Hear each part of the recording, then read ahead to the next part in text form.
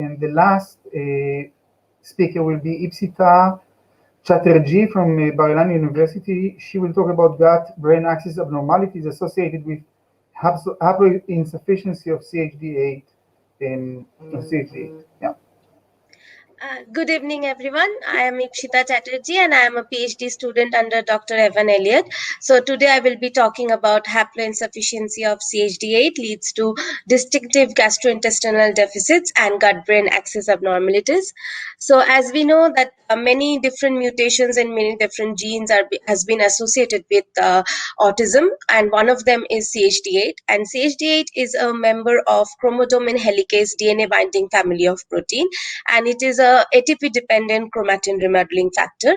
And patients with autism spectrum disorder and also with CHD8 mutations have been reported to have gastrointestinal problems as a comorbidity. So our aims was to find out, does the CHD8 mutation affect gut biology, and if it does, then if it can explain autism related behavior in these mice. So first, we'll focus on the first aim. So in the left, you can see CHD8 expression in the gut of wild type and CHD8 haploinsufficient mice. In the green is the CHD8. So first we wanted to check if they have any difference in intestinal permeability. So we gavaged the mice with FITC dextran and then checked the level of FITC dextran in the plasma after 2 hour and 6 hour. So we do see that the CHD8 haploinsufficient mice have higher intestinal permeability. So this can happen due to various reasons, depending on structural changes or microbiome related changes or immune related changes. So first we focused on checking the structural changes. So as a representative picture here, you can see that these are goblet cells, and which are known to secrete mucus in the gut, and this is the mucus layer.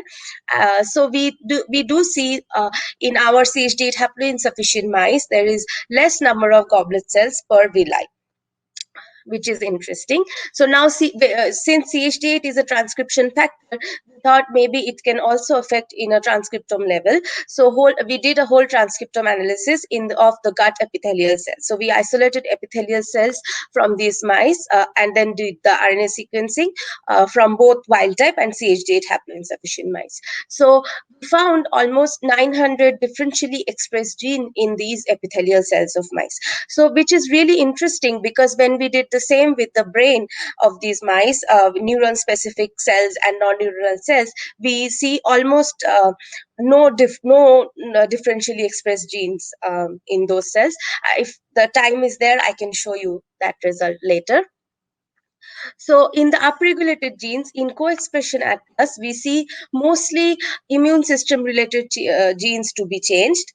And in case of downregulated gene, same with the co-expression atlas, we see mostly cells being changed. So this was interesting to us. So we decided to look more into it. And there's a study before which did single cell sequencing for small intestine epithelial cells. So they mentioned 25 type 2 tough cell markers in their study, and amongst them 22 of them were downregulated also in our study. So there are different kinds of epithelial cells in the intestine, and tuft cells is one of them. And tuft cells are known to induce type 2 immune system, and also induce the production of more goblet cells, and in turn the production of more mucus layer. So that is interesting. And we wanted to check it in protein level also. So DCLK1 is a marker for tuft cell. So we see that in 8 weeks old mice and in small intestine of 8 week old mice, the number of tuft cells were decreased. Also in RNA level, we check for different markers for tuft cells like MATK and GNET1 and DCLK1. So all of them were highly downregulated. So some of the genes that were really highly differentially expressed were REC3 beta and REC3 gamma. And these are genes for antimicrobial peptides. So we see a very high increase in these antimicrobial peptides. So next we wanted to check the bacterial load in these mice. So we see in CHD8 haploinsufficient mice, bacterial load was increased. So we think maybe the increase of the antimicrobial peptide can be a compensatory mechanism for this bacterial load increase. So now we established that there is a change in the gut biology. So next we want to see if this gut phenotype can explain the autistic related behaviors in CHD8 haploinsufficient mice. So for that, we developed a mice model so that we can specifically knock out CHD8 from gut epithelial cells. So vilin is a promoter for like a cell epithelial cell. So vilin will be the promoter for Cre here, and CHD8 will be within the LOXP site. So after recombination, whatever cells will have vilin Cre and CHD8 will not have CHD8 functional, and others will have it. So we did a battery of tests for anxiety and repetitive behavior and social behavior. So first, for anxiety, we checked in elevated plasmase. So elevated plasmase is a little bit higher from the floor, and you have 2 closed arms and 2 open arms. So if the mice spend more time in the closed arms, that means they're more anxious, and less time in the open arms, that means they're more anxious. So in our study, we see that they spend less time in the open arms and also less distance in the open arms. That definitely shows anxiety-like behavior. And next we checked in open field. So here, if the mice is moving more in the corner and less in the center, that means they have anxiety like behavior. So we see also in this test that distance in the center was less and visits to the center were also less. So this also proves the anxiety like behavior in this CHD8 knockout specific in gut epithelium cells. And then when we checked for repetitive behaviors in grooming, we did not see any difference in both the groups, but in number of marbles buried, like marbles burying test, knockout mice buried a very less number of marbles than wild type. We think it can be because they are afraid of the marbles.